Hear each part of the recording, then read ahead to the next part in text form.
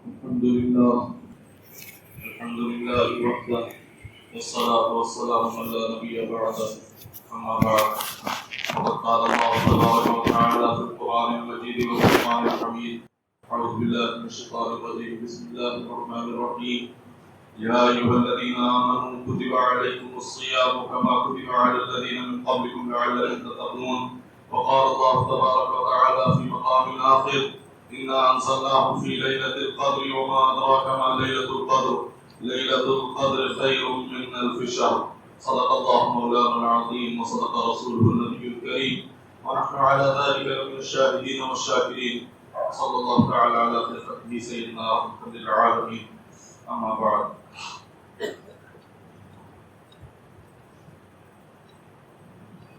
ارشاد باری تعالیٰ ہے اللہ تبارک تعالیٰ کلام پاک میں اپنے قرآن مجید میں فرما رہے ہیں یا ایھا الذین آمنوا اے ایمان والو کتب علیکم الصیام تمہارے اوپر روزے فرض کیے گئے کما کتب علی الذین من قبلکم جس طریقے سے تمہارے سے پہلے والوں پہ فرض کیے گئے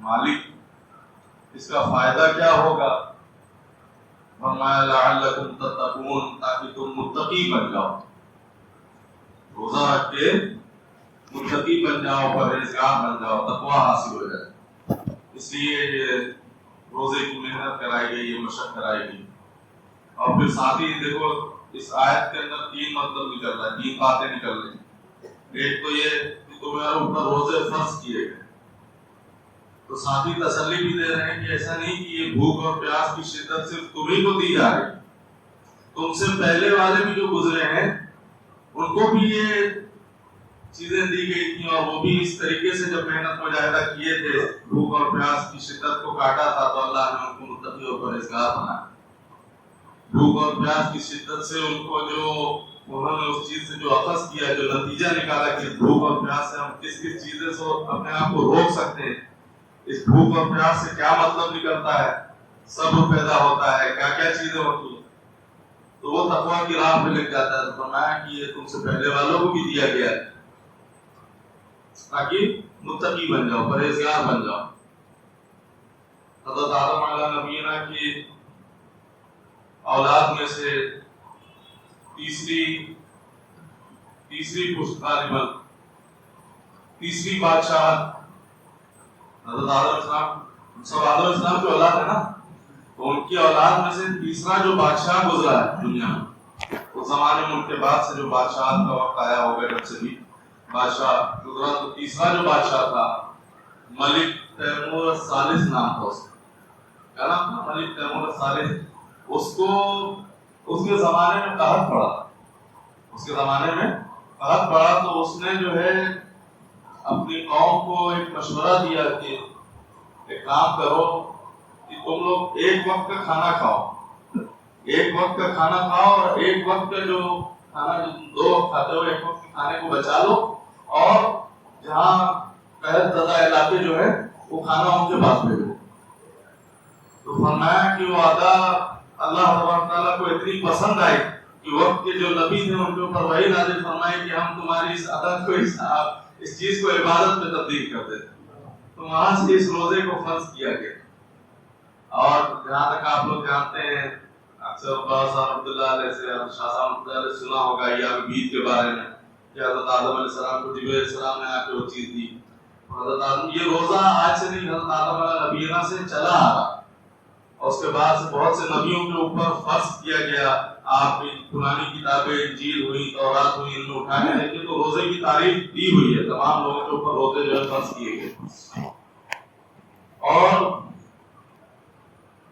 اللہ کے محبوب صلی اللہ علیہ وسلم فرمایا کہ تم لوگوں کو اگر پتہ چل جائے کہ رمضان کے اندر کیا ہے کیا برکتیں اور کیا رحمتیں اور کیا اللہ کی نعمتیں فرمایا کہ سارا سال تمنا اور خواہش کرتے رہو گے کہ اللہ سارے سال ہی روزہ رہ جائے تو اچھا سارا سال رمضان رہے تو اچھا اتنی برکتیں اتنی رحمتیں اس ماہ صیام کے دامن میں اللہ نے ڈالی ہوئی بہرحال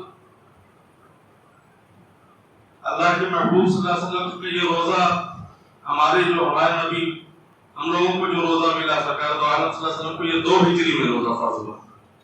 کب ہوا؟ 2 ہجری میں روزہ فرض ہوا. اور سرکار دو عالم صلی اللہ علیہ وسلم کو کل 9 روزے ملے. روزہ فرض ہونے کے بعد 9 سال روزے ملے، جس میں سے 2 روزے 30 کے رہے اور 7 روزے 29 کے رہے. 2 روزہ 29 کا ملا اور 7. اس لیے اکثر فرماتے ہیں کہ جو ہے روزہ 29 کا ملے یا 30 کا ملے، اگر 29 کا بھی ملتا ہے تو اللہ تو کریم ہے نا، ثواب 30 کا ہی ملتا ہے. ثواب 30 کا ہی پورا، آپ کی حدیث میں ہے کہ ثواب 30 کا پورا ملے گا تم کو، اس لیے پریشان مت ہوا کرو. تو کتنی کرم نوازی ہے کہ 29 کا 29 روزہ بھی رکھے اور ثواب 30 کا مل گیا، تو کیا برا سودا ہے.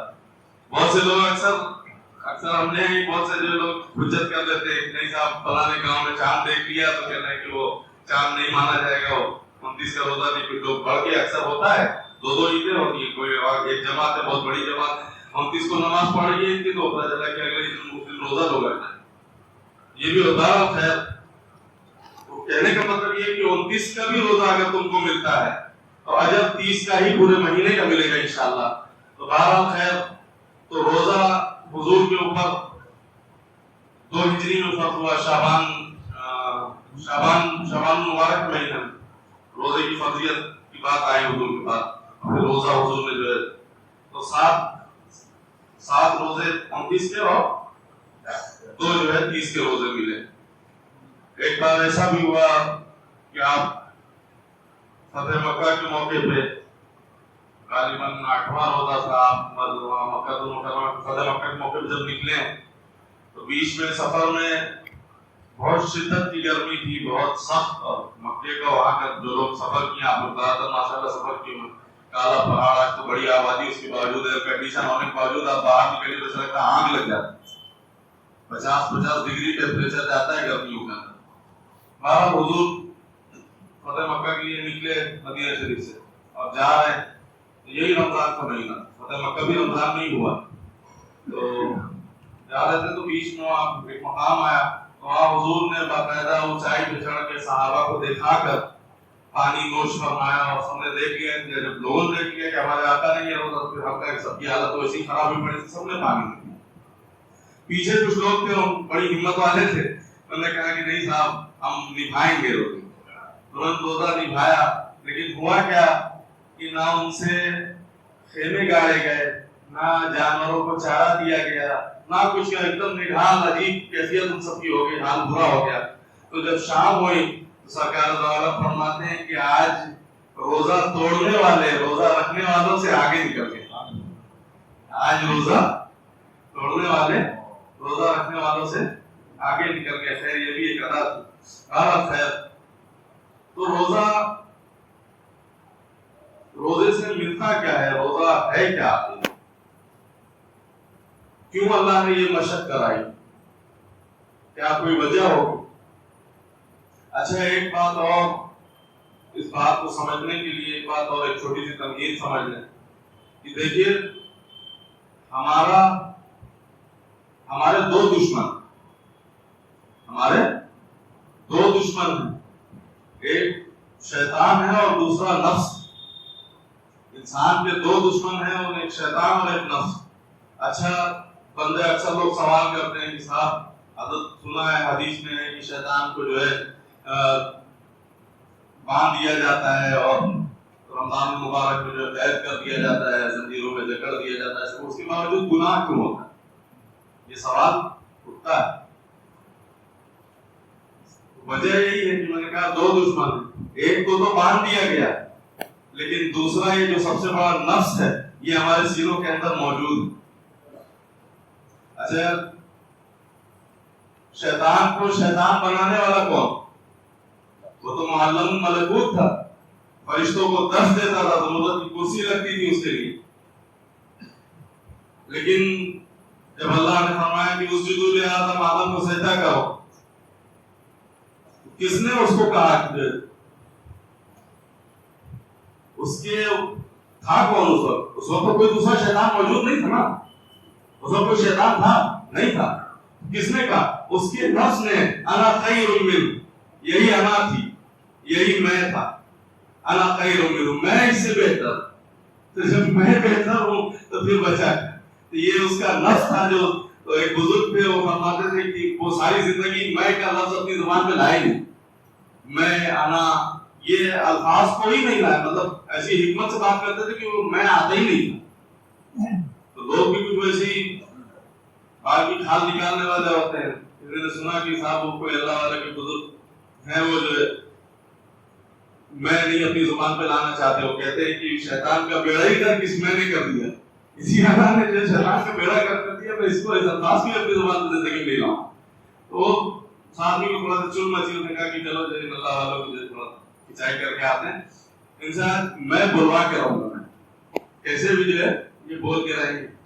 وہ آئے اور آنے کے بعد مسجد میں نماز کا وقت ہو رہا تھا. آگے اس نے سوال کیا کہ حضرت ایک سوال ہے. کہہ رہے کیا سوال ہے بیٹا؟ کہہ رہے حضرت شیطان کو کس چیز نے برباد کیا؟ شیطان کو کس چیز نے برباد کیا؟ فرمایا اچھا بیٹا نماز کا وقت ہو رہا ہے، تھوڑی دیر رک جاؤ، ابھی نماز سے فارغ ہو جاتے ہیں تو اس مسئلے بات کریں. ٹھیک صاحب نماز ہو گئی. نماز جیسے ہی سلام پھیرا، سلام پھیرنے کا بزرگ ادھر پیچھے عوام طرف پھرے. کہہ رہے ہاں بھائی کسی نے سوال کیا تھا کہ شیطان کو کس چیز نے کس بات میں اس کو ہلاک و برباد کیا. تو فوراً وہی آدمی کھڑا ہوا میں نے سوال کیا. کہہ رہے بیٹا اسی چیز نے شیطان کو ہلاک کیا، اسی چیز نے. تو بہت اللہ والے کی ایک حکمت والے ہوتے ہیں. پکڑ لیا تھا پہلے میرا بتاتا ہوں. خیر یہ انا، یہ میں، یہ چیز.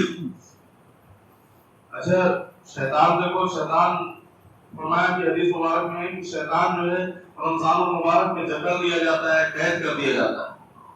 لیکن چونکہ یہ نفس باقی ہے تو اب ہم بیچارے کمزور لوگ، نفس اتنا بڑا اللہ کا باغی، اللہ کا دشمن، یہ نفسی ہے نا. انا ربکم الاعلی کہنے والا ہے کون؟ یہ نفسی ہے نا. اکثر انسان چلتا، ہم حدیث مبارک میں آتا ہے کہ ایک نفس 70 شیطانوں سے زیادہ قوت رکھنے والا ہے. ایک نفس 70 شیطان بیچارہ غریب ہے، وہ اس کا مشیر ہے، مشورہ دیتا ہے، اور پھر یہ اندر سے کام تو یہ کراتا ہے. خناس جو اندر بیٹھا ہوا سی کام یہ کراتا ہے. شیطان نہیں ہے، شیطان غریب ہے، مسکین ہے. میری نظر میں تو مسکین ہی کہتا ہوں. وہ مشیر ہے اس کا. ایک نفس 70 شیطانوں سے زیادہ قوت رکھتا ہے. یہ حدیث پاک کے الفاظ. بہرحال خیر، تو اب ہم کمزور جان، ہمارے اوپر اچھا ایک دشمن تو چلو ہمارا قید ہو گیا، لیکن دوسرا بھی تو دوسرا باقی ہے. لوگ کہتے ہیں کہ ہم سے گناہ ہو جا رہا ہے، یہ ہو جا رہا ہے. تو میں کہہ رہا ہوں کہ رمضان المبارک کی برکت دیکھو. ہر ایک شخص، بچہ بھی ہوگا چھوٹا، وہ بھی سمجھے گا اس بات کو کہ رمضان المبارک کی برکت دیکھیے. جو شخص ایک وقت کی صحیح سے نماز نہیں پڑھتا تھا، وہ تراویح میں آپ کو 20 رکعت تراویح میں کھڑا ملتا ہے. ہے نا برکت شیطان کے دھونے کی. جو شخص اتنے الٹے سیدھے کام کر رہا تھا، رمضان جمعہ تک چھوٹ جاتا تھا. جو رمضان میں مسجدیں بھری دکھتی ہیں، کسی بھی محلے کے، ہمارے محلے کسی محلے کی مسجدیں بھری دکھتی ہیں. فجر میں جہاں 3 اور 4 لوگ، 5 لوگ، 6 لوگ ہوا کرتے تھے، مسجدیں فجر کی نماز میں وہ پیچھے تک بھری پڑی ہوئی. رمضان مبارک کی بغیر شیطان کہتے تھے بھی تو ہو رہا. لیکن سوچوں میں آوارگی ہے، نگاہوں میں خیانت ہے، ادھر ادھر بھٹکتی ہے، زبان جھوٹ بولتی ہے، غیبت اور چغلی کرتی ہے. یہ اس کی نحوست، یہ تمہارے سینوں کے اندر نفس ہے، یہ اس کی نحوست ہے کہ رمضان ہونے کے باوجود نگاہ تمہاری بھٹک جا رہی ہے، بری چیزوں میں پڑ جا رہی ہے، زبان جھوٹ بول دے رہی ہے، گالی دے رہی ہے، غیبت کر دے رہی ہے. سارا دن بھوکا اور پیاسا رہ لے رہے ہو، اور پتہ چلا کہ بھوکا پیاسا بھی رہ رہے ہو، ساتھ میں رشوت بھی لے رہے ہو. تو یہ اس نفس کی وجہ سے. اور شیطان قید ہونے کی جو رمضان کی جو برکت ہے وہ آپ کو صاف صاف نظر یہ بھی آ رہی ہے. جو ایک وقت کی نماز نہیں پڑھ رہا ہے، 20 رکعت کی تراویح پڑھ رہا ہے، قرآن بھی سن رہا ہے، ایک جذبہ شیعہ ہو جاتا ہے، رائے حق میں جو ہے اپنا مال خرچ کر رہا ہے، اللہ کے نام پہ اپنے مال میں سے زکات نکال کے دے رہا ہے. یہ سب شیطان قید ہونے کی علامت ہے. لیکن چونکہ اندر کا بھیدی بیٹھا ہوا ہے، اکثر بڑی چوریاں جو ہوتی ہیں، بڑا ڈاکہ جو پڑتا ہے، بڑا جو ہے وہ پڑتا ہے، جب چوری چماری ہو جاتی ہے تو لوگ اکثر جب ایک جٹ ہوتے ہیں تو لوگ یہی کہتے ہیں کسی اندر والے نے جو ہے کسی اندر والے نے بھید کھولا ہوگا، کسی اندر والے نے کچھ راز بتایا ہوگا، تب تو باہر والا آ کے جو ہے صفائی سے کام کر کے چلا گیا۔ تو نفس اندر کا دشمن، شیطان باہر کا دشمن۔ نفس ہمارے اندر یہ باہر سے وہ آ کے مشورہ دیتا ہے، یہ کام کرا جاتا ہے، یہ سارے گناہ کرا جاتے ہیں، یہ ساری حرکتیں کرا جاتے ہیں۔ تو فرمایا کہ اس کو قابو میں کیسے لاؤ، نفس کو قابو میں کیسے لایا جائے۔ علامہ جلال الدین رومی رحمۃ اللہ علیہ فرماتے ہیں کہ آؤ کسی ایکسپرٹ سے پوچھیں، کسی زبردست معالج سے پوچھیں جو اس کا علاج بتاتا ہے۔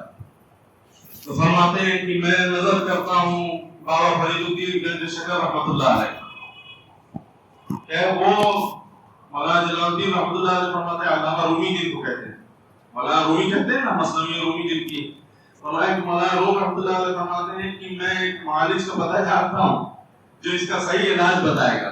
فرماتے ہیں کہ میں عشق، وہ جو ہے بابا فرید گنج شکر رحمۃ اللہ علیہ کے بارے میں فرماتے ہیں وہ عشق کے ساتوں شہر گھوم کر بیٹھے ہوئے، وہ عشق و معرفت کے ساتوں شہر گھوم کے بیٹھے ہیں، اور میں عشق کے پہلے شہر کے پہلے گلی کے پہلے نقطہ پہ بھی کھڑا ہوں۔ خیر بابا فرید الدین گنج شکر اللہ بہت بڑی ذات ہے، اللہ کی بہت زبردست ولی گزرے، تو کہے آؤ ان سے پوچھیں کہ اس کا علاج کیا ہے۔ بابا فرید گنج شکر رحمۃ اللہ علیہ فرماتے ہیں کہ نفس مرتا نہیں، نفس جو ہے مرتا نہیں ہے، اس کو دبایا جاتا ہے اور یہ دبتا، یہ مرتا نہیں، پہلی چیز۔ دوسری بات فرماتے ہیں بابا فرید گنج شکر رحمۃ اللہ علیہ کہ نفس کا اگر تمہیں علاج کرنا ہے تو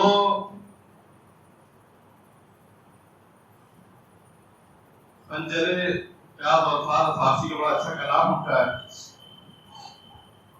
تنہائی کے نیزے سے اس کے اوپر وار کرو، نفس کے اوپر تنہائی کے نیزے سے۔ پہلی چیز فرماتے ہیں کہ خاموشی کا خنجر اختیار کرو، پہلی بات فرماتے ہیں کہ خاموشی کا، اگر نفس کو تمہیں کنٹرول میں لانا ہے، اس کو دبانا ہے، تو خاموشی کے خنجر سے اس کے اوپر جو ہے پورے دو، اس کے اوپر وار کرو، اس کے اوپر حملہ کرو۔ خاموشی بہت بڑی چیز۔ جھوٹ کا ماحول دیکھو، آنکھیں بھی گناہ کرتی، ہاتھ بھی گناہ کرتے ہیں، پیر بھی گناہ کرتے ہیں، ہر ایک چیز گناہ کرتی ہے، لیکن سب سے بڑا گناہ، سب سے زیادہ گناہ اس زبان سے ہوتا ہے۔ یہ زبان اللہ کے بندوں کا دل دکھا دیتی ہے۔ ہم کسی کو سخت الفاظ کہہ جاتے ہیں، اس کا دل دکھ جاتا ہے، اور اللہ تعالیٰ کو نہیں پسند ہے کہ میرے بندے کا کوئی دل توڑے۔ یہ زبان جھوٹ بولتی ہے، جھوٹ بہت بڑا گناہ، غیبت کرتی ہے کسی کے بارے میں، کسی کی چغلی کرتی ہے۔ فرمایا کہ نگاہوں اور ہاتھوں اور پیروں سے زیادہ بڑا گناہ یہ زبان کا گناہ ہے۔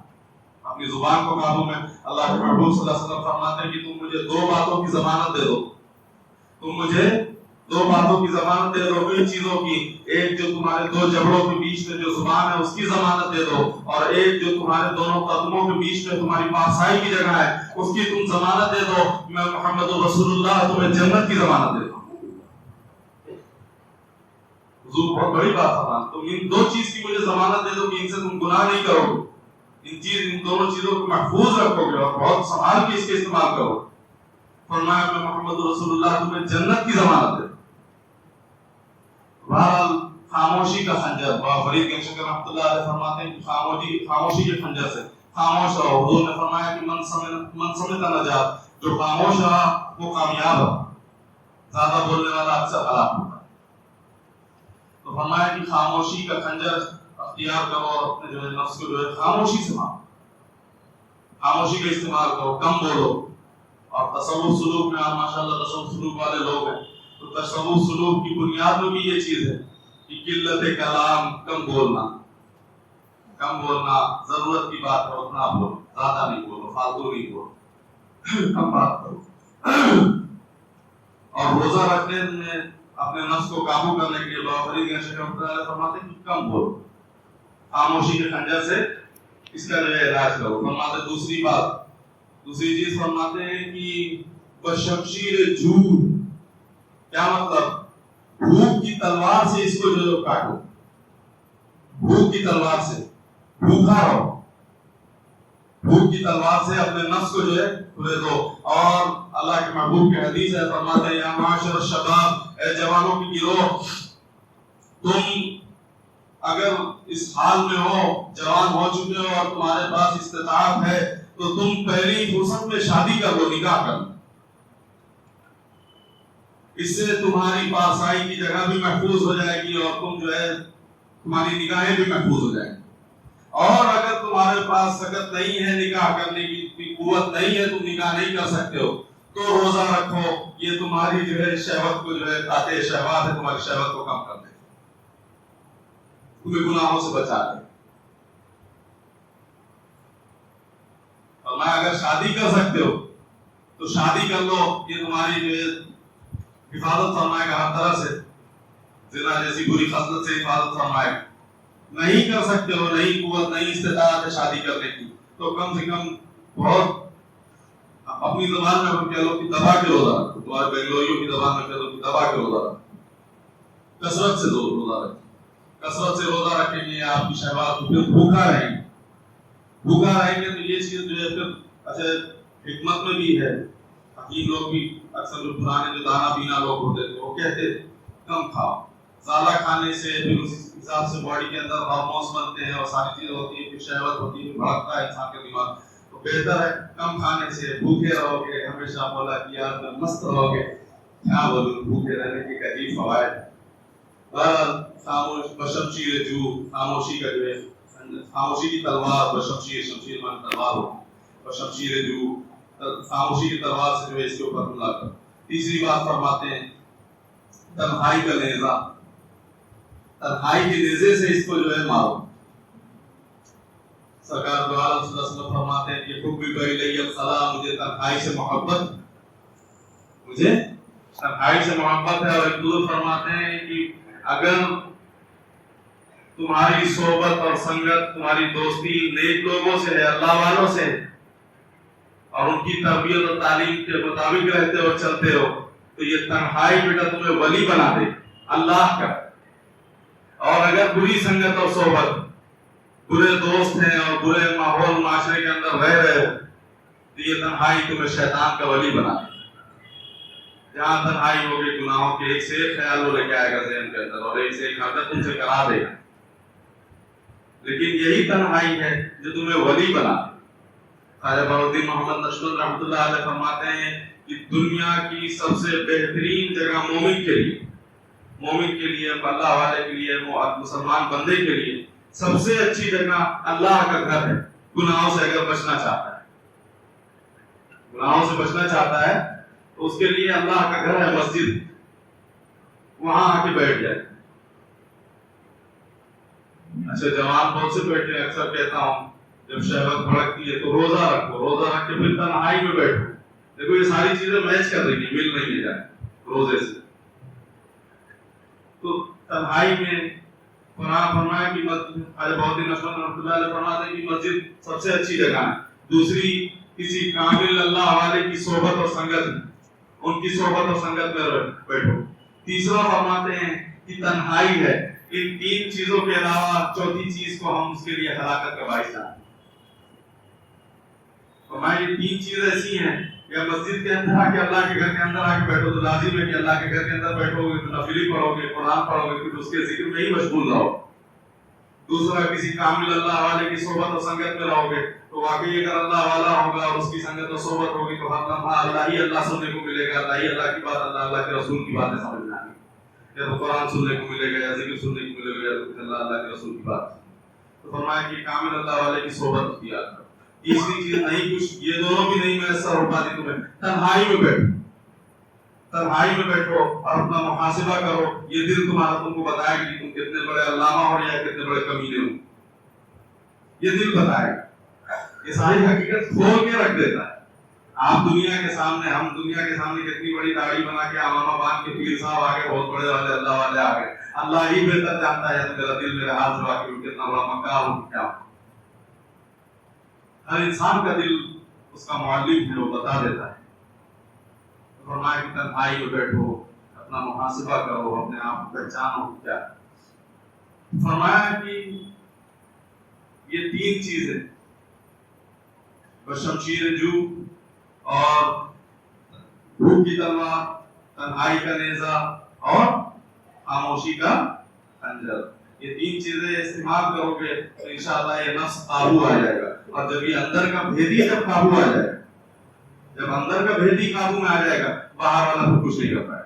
باہر والا چلاتا رہے گا، اپنی حرکت کرے گا، یہ کہے گا نہیں میاں آپ میرا بس ہی نہیں چل رہا، تو میں کیسے جو ہے راز کھولوں، میں تو کچھ کر ہی نہیں سکتا. تو میں جب کچھ کر نہیں سکتا تو ٹھیک ہے پڑے رہو. اللہ والے یہی کرتے، یہی محنت مجاہدہ. جب محنت مجاہدہ کروں تو یہی تقویٰ اس سے حاصل ہو. اللہ جو فرمان ہے، جو یہ مشق کرا رہے ہیں، جو محنت کرا رہے ہیں. اچھا یہ محنت کیوں ہے؟ کہ اللہ بھوکا پیاسا رکھنا چاہتے ہیں. بھوکا پیاسا رکھنے کی کوئی وجہ ہوگی، کوئی وجہ ہے نا بھوکا پیاسا رہنے. ہر چیز میں کوئی حکمت ہے اللہ کی، ہر ایک عمل میں حکمت. ہر چیز ایک باریک باریک بہت بڑے حکم حاکمین ہیں. ہر چیز کے اندر کہیں نہ کہیں کچھ باریکی چھپی ہوئی ہے. تو روزے کے اندر بھی بہت سی خوبیاں پڑی ہوئی. لیکن فرمایا اللہ کے محبوب فرماتے ہیں جو شخص روزہ رکھتا ہے جھوٹ بولنا نہیں چھوڑتا، جو شخص روزہ رکھتا ہے اور اپنی زبان پہ قابو نہیں ہے، گالیاں دے رہا ہے، غیبت کر رہا ہے، الٹی سیدھی حرکتیں کر رہا ہے، ہم نہیں جانتے اس کا بھوکا پیاسا رہنا ہماری نظر میں کوئی کام کرے. اس کا یہ الفاظ ہے ہمارا، اس کا بھوکا پیاسا رہنا ہماری نظر میں کسی اہمیت کے لائق نہیں، اللہ کی نظر میں کوئی اہمیت والا نہیں. وہ پھر فقط صرف بھوکا ہی پیاسا رہتا ہے. لیکن خیر کہیں نہ کہیں روزے کے حصے میں آتا ہے. اللہ کریم روزے کی 3 قسمیں بیان کی اللہ تعالیٰ نے. فرمایا کہ روزے کی 3 قسمیں ہیں. ایک عوام الناس کا روزہ ہوتا ہے جو بھوکا اور پیاسے رہتے ہیں، باقی ٹھیک ہے چل جاتا ہے، کیسے بھی کبھی منہ سے گالی بھی نکل جاتی ہے، حرکت بھی ہو جاتی ہے. ایک دوسرا روزہ ہے وہ خواص کا روزہ ہے. وہ کیا ہے؟ وہ روزہ بھی رہتے ہیں اور تمام گناہوں سے بچتے بچاتے اپنے دن کو پورے روزے کو کاٹ لیتے ہیں. وہ خواص کا روزہ ہے. اور تیسرا فرمایا کہ تیسرا اللہ کے محبوب بندوں کا روزہ ہوتا ہے، اللہ کے عاشقوں کا روزہ ہوتا ہے. وہ روزہ ایسی حالت میں رکھتے ہیں کہ ایک لمحہ، ایک ساتھ، ایک گھڑی بھی اللہ کی یاد سے غافل نہیں ہو. تو افضل روزہ تو وہی ہوا نا کہ روزہ رکھ کے اللہ کی یاد میں رہنا. جس کے لیے روزہ رکھتے ہو، خود ہی فرماتے ہیں الصوم لی، روزہ میرے لیے ہے.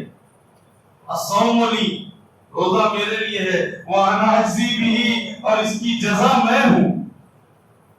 اے لوگوں، یہ بہت بڑی بات اللہ تبارک تعالیٰ فرما رہے ہیں.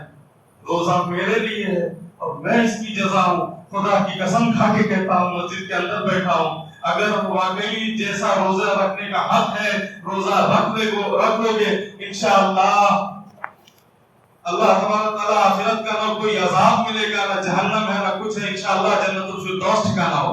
وجہ کیوں اتنے دعوے سے بول رہا ہوں؟ یہ بھی اسی حدیث سے بول رہا ہوں جو اللہ رب العزت فرمائے کہ الصوم لی وأنا أجزي بِهِ، روزہ میرے لیے ہے اور اس کی جزا میں ہوں. جب جزا آپ ہے مولا تو پھر بچا کیا؟ جب وہ اس کی جزا دیں گے تو ظاہر سی بات ہے ہمارے تمہاری بنیا تھوڑی حساب کر کے دیں گے، تو بے حساب لا حساب دیں گے. اللہ فرمایا روزے کا کوئی مطلب ہے، کوئی وجہ ہے. صرف بھوکا اور پیاسا رہنے کی مشق کرانے کے لیے تمہیں روزہ نہیں رکھایا جا رہا. اس سے کچھ حاصل ہوتا ہے، اس سے کوئی چیز، کوئی نعمت حاصل ہوتی، کوئی بات حاصل ہوتی. اپنے نفس کو قابو کرو، اس روزے سے تمہیں صبر حاصل ہوتا ہے. اچھا دیکھو، جو چیزیں ہمارے اوپر حلال تھی، کھانا پینا حلال ہے نا، اگر حلال رزق ہے تو ہمارے لیے حلال ہے نا. حلال رزق ہے تو ہمارے لیے حلال ہے. بیوی حلال ہے، ساری سب کچھ، اگر ساری چیزیں ہمارے اوپر، جو پانی حلال، مطلب حلال ہے، ہر چیز تو حلال. لیکن یہ مشق کیوں کرائے گی؟ صبح فجر سے لے کے شام مغرب تک کیوں بھوکا پیاسا رکھنا ہے؟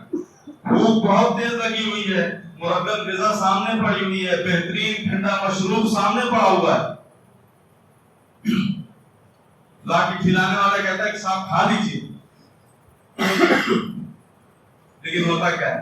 نہیں میاں روزے سے، نہیں میاں روزے سے ہوں، چاہتا ہے دل کی کھا لو، لیکن کیا ہوتا ہے؟ روزہ ہے نہیں کھا سکتے، روزہ ہے نہیں کھا سکتے۔ تو یہی چیز کو اپنی اسی نور کو اپنی زندگی میں بسا کیوں نہیں لیتے؟ چھوٹا بچے اکثر روزہ رکھتے ہیں، میری بھتیجی تھی، میں اس کو گھر پہ ایسی چھیڑ رہا تھا، کہتی کہ دیکھیے ابھی اسکول بھی کھل گیا، روزہ رکھ کے اسکول جانا پڑتا ہے، ابھی عمر کم ہے، بالغ ہو گئے لیکن عمر کم، پہلے اسکول جانا پڑتا ہے، حالت خراب ہو جاتی ہے۔ میں ایسی چھیڑنے کے لیے میں کہتا دھیرے سے پانی پی کے کون دیکھتا ہے؟ دھیرے سے پانی پی لیا کہ کون دیکھتا ہے؟ بڑا دوسرا خیال رہتی ہے کہ کوئی تو نہیں دیکھتا، اللہ تعالیٰ تو دیکھو یہ نور جو رمضان میں اترا، جو صوفیہ جو اولیاء اللہ محنت کرتے ہیں، کیا محنت کرتے ہیں؟ تم میں سے بہت سے اس مجلس کے اندر بیٹھے ہو جو مائیت کا سبق کر رہے ہو، لیکن کیا مائیت کا سبق کیے بتاؤ مجھے، اس سے کیا حاصل ہوا؟ کچھ حاصل ہوا تو وہ بھی بتایا کریے بھائی۔ لیکن یہ نور جو ماہ سیام کی دامن میں اتنا نور اللہ نے رکھا ہے، یہ جو اترا جو ایک چھوٹے بچوں کے اندر یہ چیز حاصل، اللہ دیکھ رہا ہے۔ اسی چیز کو صوفیہ محنت کر کے سالوں سال محنت کر کے اپنے سینوں کے اندر اس یقین کو بٹھاتے کہ اللہ دیکھ رہا ہے۔ لیکن اس ماہ سیام کے اندر جو می کی طرح برسا، جھما جھم برسا، اس کو اگر پھیلا لو گے اپنی زندگی کے اندر تو انشاءاللہ گناہ کا محال بھی باقی نہیں رہے کہ اللہ دیکھ رہا ہے۔ اچھا کیا اللہ صرف رمضان میں دیکھ رہا ہے؟ روزہ رکھتے وقت دیکھ رہا ہے، پانی پیتے وقت اللہ دیکھ رہا ہے، کھانا کھاتے وقت اللہ دیکھ رہا ہے، یا صرف رمضان کے اندر اللہ دیکھ رہا ہے؟ کیا غیر رمضان اللہ نہیں دیکھ رہا ہے؟ کیا جس وقت تم گناہ کرنے جا رہے ہو اس وقت اللہ نہیں دیکھ رہا ہے؟ تمہاری نظریں جس وقت خیانت کر رہی ہیں اس وقت اللہ نہیں دیکھ رہا ہے؟ خود ہی اپنے کلام میں فرماتے ہیں یعلم خائنۃ الاعین، ہم تمہاری آنکھوں کی خیانت کو جانتے ہیں اور دیکھ رہے ہیں۔ یعلم ہمیں علم ہے، یعلم خائنۃ الاعین، تمہاری آنکھوں کی خیانت کا ہمیں علم ہے، وما تخفی الصدور، اور جو کچھ تمہارے سینوں کے اندر ہے ہم جانتے ہیں۔ تو کیا اللہ غیر رمضان نہیں دیکھتا؟ لیکن یہ مشق کیوں کرائی جا رہی؟ یہ اس سے کیا حاصل ہو رہا ہے؟ یہ دیکھو نا، یہ مشق کیوں کرائی گئی آپ کو؟ اسی وجہ سے کرائی جا رہی ہے کہ جو چیزیں ہمارے اوپر حلال تھی، اچھی غذا، کھانا پینا سب حلال تھا، ہم کھا سکتے تھے، مرکب غذا سامنے پڑی تھی کھا سکتے تھے، لیکن کیوں نہیں کھا رہے؟ روزہ بچنا ہے ان چیزوں سے۔ بیوی حلال تھی، فرمایا کہ جس وقت جتنے وقت سے فجر سے لے کے مغرب تک بیوی سے دور رہو۔ تو یہ چیزیں ایک سبق دے رہی ہیں، ایک نور آپ کے اندر، ایک محنت، ایک مشق سے جو ہے کچھ حاصل ہو رہا ہے۔ Practice make a man perfect, ایک کہاوت ہے انگریزی، یہ پریکٹس جو کر رہے ہو اس کا اثر تمہارے اندر کیا آنا ہے وہ دیکھو۔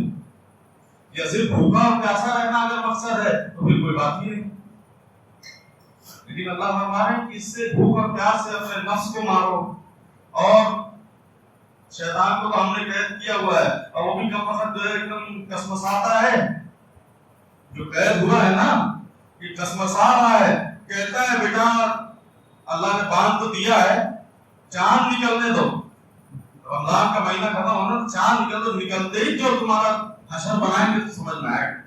اور ہوتا آپ بتاؤ، ہم چھوٹے اکثر جو ہم لوگ دیکھ کر بازار میں نکلو، اکثر چاند ختم ہوا اور دکانوں کے اندر گانا بجنا شروع ہوا، پورے رمضان پڑے، جیسے ہی چاند ختم، چاند نکلا عید کا، معلوم ہوتا ہے کہ ایک دم بہت بڑا والا خاندان سب چھوٹے ایک دم پورا حاوی ہو جاتے ہیں۔ تو یہ تو انتظار میں بیٹھا ہوا ہے، لیکن اپنے نفس کو میں نے بتایا 3 چیزیں جو بابا فرید کے شکر رحمۃ اللہ علیہ بتا رہے ہیں، خاموشی کا خنجر، تنہائی کا نیزہ اور بھوک کی تلوار سے اس کو جب گریدو گے اور اس کو لپیٹو گے اچھے سے تو انشاءاللہ یہ قابو آئے گا۔ تو یہ شیطان جب چھوٹے گا، باہر نکلے گا، یہ بھی تمہارا بگاڑ نہیں پائے گا۔ میں نے کہا نہیں باہر کا بھیجیے، یہ باہر کا چور ہے، یہ آئے گا، یہ کچھ کر نہیں پائے گا، تمہارا نفس قابو ہو جائے گا۔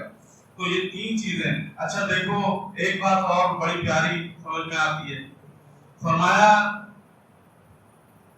لوگ کہتے ہیں اللہ کی ذات پر یقین، میں کہتا ہوں جس رب کو نہ ہم نے دیکھا نہ جس کے کلام خود اس کی زبان سے سنا، نہ جس کو چھو کر محسوس کیا، جو ہماری سوچ اور سمجھ کے احاطے سے پار ہے، جو ہمارے عقل و فہم و گمان سے ورا ہے، بالا تر ہے، جو سوچ اور سمجھ میں بھی نہیں آ سکتا، اس رب کے اوپر اتنا یقین ہے کہ وضو کرتے وقت بھی ایک قطرہ حلق کے اندر نہ چلا جائے کہ اللہ دیکھ رہا ہے۔ یہ یقینی تو ہے کہ اللہ دیکھ رہا ہے۔ وضو کرتے وقت بھی بندہ احتیاط کرتا ہے کہ ایک قطرہ بھی غلطی سے حلق کے اندر نہ چلا جائے، اللہ دیکھ رہا ہے۔ تو اسی یقین کو جو نور بن کے اس ماہ صیام کے اندر اترا ہے، اس کو اپنے سینوں میں بٹھا لو اور اس کو پھیلا لو، اپنی زندگی میں پھیلا لو۔ انشاءاللہ اللہ جیسا چاہتے ہیں ویسا بندہ بن جاؤ گے، سرکار جیسا چاہتے ہیں ویسا امتی بن جاؤ گے، تمہارے پیر جیسا چاہتے ہیں ویسے مرید بن جاؤ گے۔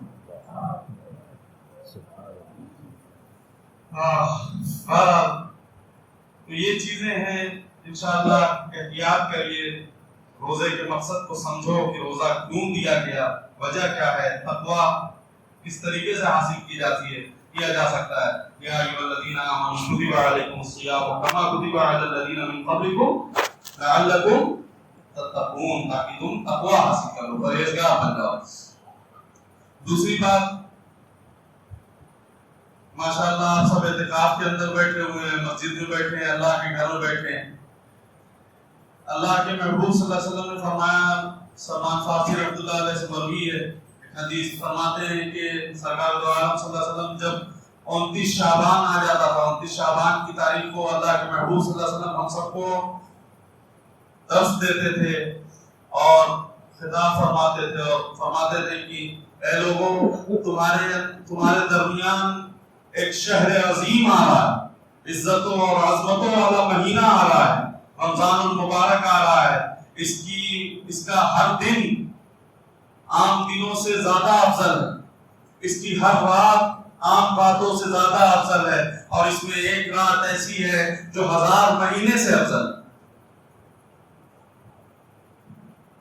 اور اللہ کا یہ بھی بہت بڑا کرم ہوا، لیلۃ القدر کے بارے میں آتا ہے کہ حضور نکلے اور نکلنے کے بعد آ رہے تھے بتانے کہ آج کی رات لیلۃ القدر ہے، جس بھی رات میں اللہ نے ان کو بتایا ہو کہ اس رات میں لیلۃ القدر ہوگی۔ حضور نکل کے آ رہے تھے، دو لوگوں کی لڑائی ہو رہی تھی آپس میں، دو صحابہ ایسا حجت کچھ ہو گئی، تو وہ جھگڑے کو چھڑانے اور سب کرنے کے چکر میں حضور فرماتے ہیں کہ میں تمہارے درمیان آ رہا تھا کہ تمہیں بتاؤں کہ لیلۃ القدر کب ہے، جس کے بارے میں اللہ فرما رہا ہے کہ 1000 رات سے افضل ہے، لیکن وہ مجھے بھلا دی گئی ہے، اس لیے اب اس کو لیلۃ القدر کو 5 راتوں میں تلاش کرو، 21، 23، 25، 27 اور 29، 5 راتوں میں، 5 راتوں میں اس کو تلاش کرو۔ تو ہم میری سمجھ میں دیا ہے کہ اللہ تعالیٰ کا بہت بڑا احسان ہوا، بڑا کرم ہوا۔ اگر ایک رات متعین ہو جاتی تو شاید پورا مہینہ لوگ سوتے اور ایک رات کو بھوک جم کے عبادت کر لیتے اور کر لیتے جو ہوتا ہوگا، لیکن الحمدللہ وہ بھی ایک بڑا کرم رہا۔ شاید حضور کی حکمت ہو کہ حضور نہیں بتایا، یہ بھی ہو سکتا ہو۔ فرمایا کہ نہیں بتانے کا یہ نتیجہ ہے کہ بندہ 5 رات تو کم سے کم جگتا ہے، اور الحمدللہ ثم الحمدللہ ہمارے مرشد کا صدقہ ہے، ایسی تربیت، ایسی صحبت، ایسا اثر دیا کہ الحمدللہ ہم اعتکاف رمضان کی ساری رات الحمدللہ ہم لوگ کھڑے ہو کے قیام اللیل و تراویح پڑھتے، اور آخری عشرے کی جو راتیں ہوتی ہیں الحمدللہ ہماری رات میں مصلی کی پیٹھ پہ سوار ہو کے گزرتے ہیں انشاءاللہ، الحمدللہ۔ تو ہمارے مشائخین کا صدقہ ہے، اللہ خیر رحمت نازل فرمائے۔ بہرحال تو یہ 5 راتوں میں تلاش کرنا ہے۔ خیر ماشاءاللہ سب مسجد کے اندر اعتکاف کے اندر بیٹھے ہوئے ہیں۔ ایک بار دن اور رات کا مکالمہ ہوا، علماء فرماتے ہیں دن اور رات کی آپس میں بحث ہوئی، دن کہتا ہے کہ میں افضل ہوں، رات کہتی ہے کہ میں افضل ہوں۔ دن نے اپنے دلائل دیے، دن نے کہا کہ دیکھو دن کے اندر سورج نکلتا ہے، دن کے اندر دن میں سورج نکلتا ہے، روشنی ہوتی ہے، لوگ کام کرتے ہیں، وہ ہوتا ہے، لوگ جو ہے محنت کرتے ہیں، بھاگ دوڑ کرتے ہیں، رزق حلال کی تلاش میں نکلتے ہیں، تو دن سورج جو نکلتا ہے وہ پوری دنیا کو روشن کرتا ہے، ہر طرف روشنی پھیلا دیتا ہے ساری چیزیں۔ اچھا، تو رات نے کہا اچھا اور کوئی بات؟ کہہ رہے ہیں کہ اچھا تھوڑا اور مضبوط بنا دیتا ہوں اپنی دلیل کو. دل نے کہا کہ دیکھو دن کے اندر 3 نمازیں، دن کے اندر 3 نمازیں، رات کو حصے میں 2 نمازیں آتی ہیں، فجر ظہر عصر 3 میرے اس میں میرے دامن میں، 2 تمہارے دامن میں. تمہارے دامن میں 2 ہی آئی نا. اچھا دیکھو روزہ کب پڑتا ہے، روزہ کب لوگ رکھتے ہیں؟ بڑی عبادت ہے، لوگ دن میں رکھتے ہیں. یہ بھی بات صحیح. پھر کہا کہ اچھا فرمایا کہ لوگوں کی امت کے لیے دن کون سا ہے، لوگوں کے لیے اچھا دن کون سا دیا گیا ہے؟ جمعے کا دن. اور اس جمعے کے دن میں بھی ایک وقت، ایک گھڑی، ایک ساتھ ایسی آتی ہے جو اجابت الدعا ہے، دعا قبولیت کا وقت ہوتا ہے، وہ بھی فضیلت دن کو ملی. تو تم کیسے افضل ہوئی؟ رات کو دن کہتا ہے تم کیسے افضل ہوئی؟ اتنی بڑی بڑی نعمتیں تو میرے اس میں، روزہ میرے پاس، سب کچھ میرے پاس، سورج میں میرے اس میں نکلتا ہے سب کچھ، تو تم کیسے افضل؟ رات نے کہا ہو گیا میں دلال دوں. کہ ہاں ٹھیک بول. کہہ رہا ہے کہ دیکھو دن میں سورج نکلتا ہے، روشنی دیتا ہے، یہ کرتا ہے وہ کرتا ہے. فرمایا رات میں جو اللہ کے عاشقین ہوتے ہیں، اللہ کے محبین اور اللہ کے عارفین جو راتوں رات مصلوں پہ کھڑے رہتے ہیں، ان کے قلوب سورج کی طرح، سورج کے مانند ہوتے ہیں. تم تو ایک سورج ہو جو دن میں نکل کے چمکتے ہو. ہزاروں اور لاکھوں اللہ کے محبین رات میں اللہ کی بارگاہ میں کھڑے ہوتے ہیں، اللہ کے ذکر اور فکر اس کی یاد میں لگے ہوتے ہیں. ان کے قلوب سورج کی طرح، سورج سے بھی زیادہ اللہ کا نور ان کے قلوب پہ چمکتا ہے، اور وہ ایک نہیں لاکھوں کی تعداد میں پوری دنیا میں چمکتے ہیں. تم کیسی بات کرتے ہیں؟ تم تو ایک سورج. غلط. چلو یہ تو بات ایسے ہی ہوئی، کوئی اور بات کرو. کہ اچھا دیکھو رات کا کچھ معاملہ ہے، جبھی تو اللہ فرما رہا ہے یا ایھا المزمل قم اللیل الا قلیلا. اے میرے محبوب صلی اللہ علیہ وسلم راتوں کو کھڑے ہوا کریے، بھلے تھوڑا کھڑے ہوئیے لیکن رات میں کھڑے ہوا کریے. رات کوئی ہے تو بات، جبھی تو رات میں ملاقات. فرمایا کہ رات عاشقوں کی ملاقات کا وقت ہوتا ہے. رات جو ہے اللہ کے محبین، اللہ کے عارفین کی ملاقات کا وقت ہوتا ہے. فرمایا اسی لیے اچھا یہ بتاؤ، مجھے ایک بات بتاؤ کہ یہ تم جو ہے رات کے دن کہتا ہے کہ کیسے افضل. فرمایا کہ مجھے ایک بات بتاؤ کہ اللہ کے محبوب کو اللہ نے کب بلایا؟ اللہ نے اپنے محبوب کو کس وقت بلایا؟ دن کو فضیلت دی کہ رات کو دی؟ قرآن اٹھا کہہ رہا ہے سبحان الذی اسری بعبدہ لیلا من المسجد الحرام الى المسجد الاقصی. ہم نے رات کے وقت اپنے محبوب کو مسجد اقصی سے اور مسجد حرام سے مسجد اقصی کی طرف بلایا. تو اللہ نے اپنے محبوب کو معراج میں کب بلایا؟ اپنے قربت میں اپنا قریب کب کیا؟ رات کا وقت. تو دن نے کہا کہ ہاں بات تو اب تھوڑا مضبوط ہو گئی، تمہاری پوائنٹ مضبوط ہو گئے. کہہ رہے ہیں کہ لیکن کوئی ایسی دلیل دو جو مجھے یقین ہے کہ ہاں تم ہی افضل. تو پھر رات نے کہا اچھا چلو سب اچھا، تمہارا دن میں سورج نکلتا ہے، تمہارے پاس 3 وقت کی نماز ہے، روزہ بھی تمہارے حصے میں آتا ہے، اور اجابت دعا بھی تمہارے حصے میں، سب کچھ تمہارے حصے میں. لیکن دیکھو اللہ فرما رہا ہے لیلۃ القدر خیر من الف شہر. وہ سال بھر میں ایک رات ایسی آتی ہے جو 1000 سال سے افضل، جس کو لیلۃ القدر کہتے ہیں، وہ میرے دامن میں ہے. تو 1000 سال کی عبادت سے افضل ایک رات کی عبادت ہے. تو اس ایک رات میں جو 1000 سال میں، 1000 سال میں کتنا دن آ رہا ہے اور کتنی رات اور کتنا جمعہ اور کتنا کچھ، یہ ایک رات میں برکتیں ایک رات میں مل جا رہی. تو میں افضل ہوئی تو دن نے کہا مان گئے چلو تم ہی افضل. تو فرمایا کہ یہ لیلۃ القدر کی رات، لیلۃ القدر کو تلاش کریے. اعتکاف میں بیٹھے ہیں آپ لوگ، ایک ایک سانس کو، اپنی ایک ایک سانس کو فالتو خرچ مت کرو اللہ کی ذکر میں، اللہ کے فکر میں. لوگ کہتے ہیں اکثر تمہارے اندر سوال پیدا ہوں گے کہ کیسے ہر ٹائم رات پر تو پیر صاحب کھڑا کر کے تراویح اور قیام اللیل پڑھانے تو اور مزید کتنا پڑھیں. میں کہتا ہوں مت پڑھو، ہاتھ میں مت دو قرآن، تم سے نہیں لیتے تو اللہ تھکے ہو مت اٹھاؤ قرآن. نہیں نفل پڑھتا رہے ہو مت پڑھو نفل. لیکن میں نے کیا کہا ایک ایک سانس کو اللہ کی عبادت، اللہ کا ذکر، اس کی یاد ہے. تم سب کو سبق ملا ہوا ہے، زیادہ تر چشتیہ اور قادریہ والے بیٹھے ہوئے ہیں، مجددیہ والے بیٹھے ہوئے ہیں، پاس الفاظ کیوں نہیں کرتے؟ کیوں اپنی سانسوں کو غفلت کے اندر گزارتے؟ فالتو بیٹھے ہوئے جس ٹائم پہ کرو نا پاس الفاظ اور کرو لا الہ الا اللہ کا ذکر سانسوں میں. کرو جو اللہ کا ذکر سانسوں میں. وقوف قلبی کرنے مجددیہ والے وقوف قلبی کیوں نہیں کرتے؟ کیوں اپنی سانسوں کو فالتو خرچ کرنا؟ تو یہ عمل کریے، اللہ کے واسطے کریے، اعتکاف میں بیٹھے ہیں. دوسری چیز، اعتکاف کے اندر بہت خیال رکھے. اکثر لوگ جا کے باہر بیٹھنے کے پاس کھڑے ہو جاتے ہیں، وضو خانے میں کھڑے ہیں تو کھڑے ہیں، بے مصرف کھڑے ہیں. معتکفین کو فالتو جو ہے نکل کے ادھر ادھر نہیں جانا چاہیے. حاجت ہے، پیشاب پخانے کی حاجت ہے، جائیے کریے، وضو بنائیے، واپس آئیے. مسجد کے حدود کے اندر رہیے. زیادہ فالتو اچھا جس وقت جاؤ پیشاب پخانا اس نے کرنے ادھر بات نہیں کرو، بات نہیں کر سکتے. مسجد کے حدود کے اندر ہی بات کرنا ہے. اور جتنا ہو سکے اللہ کے واسطے موبائل کا کم استعمال کریں. موبائل کا کم استعمال کریے. جس کو دیکھو، جب میں نکلتا ہوں کہیں دیکھتا ہوں کہ کوئی کان پہ لگایا ہو، کوئی موبائل میں لے کے کوئی گھسا ہوا ہے، کوئی کچھ کر رہا ہے، کوئی کچھ کر رہا ہے، کوئی کچھ کر رہا ہے. اللہ کرنے آئے تھے، اعتکاف کرنے آئے تھے کہ کیا کرنے آئے تھے؟ اعتکاف کا مطلب سمجھو. اعتکاف کا معنی یہی ہے مڑ جانا، پھر جانا. روزے کا مطلب رک جانا، روک دینا. اپنی شہوات کو روکتے ہو نا. دن رات بھوک لگی نا، پیاس لگی نا، دیکھو میرا حالت میرا بھی ہوٹ سن رہا، پی سکتے ہیں پانی، لیکن فرمایا ابھی وقت ہے روزے کا، رکے رہو. اسی طریقے سے اعتکاف ہے. اعتکاف کا مطلب ہوتا ہے پھر جانا. تو اپنے قلوب کو اللہ کی طرف پھیر کے بیٹھ جانا، یہ معتکف ہے. یہی اعتکاف. اعتکاف کا معنی یہی، مڑ جانا، پھر جانا. اپنے قلوب کو اللہ کی طرف پھیر دینا. اپنے پورے وجود کو اس کے گھر کی طرف پھیر کے آئے ہو، اپنے قلوب کو اللہ کی طرف پھیر. اپنی آنکھ کو، اپنے ہر ایک چیز کو اللہ کی طرف لگا لو، اس کے محبوب کی یاد میں لگا لو. درود شریف اکثر نہیں پڑھ پاتے ہیں. عشاء کے ٹائم تراویح قیام اللیل ہوتی رہتی ہے، ظہر کے بعد پڑھ لیا کرو، فجر کے بعد جب وقت ملے. معمولات میں سے درود شریف ایک کام ہے، وہ پورا کر لیا. درود شریف مت چھوڑیے.